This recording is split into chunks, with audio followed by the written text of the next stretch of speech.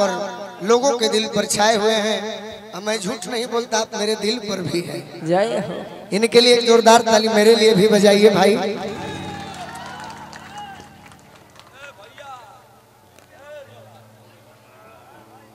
चलिए बहुत अच्छा। जय श्री राम। अब आ गए हैं तो मेरा कोई सुनेगा नहीं, तो इसलिए मैं एक लाइन कह देता कि झील नियन झील मिली अखियाबा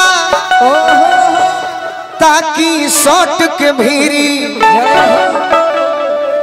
लाल गाल के सौर कोही की कोही से कश्मीरी।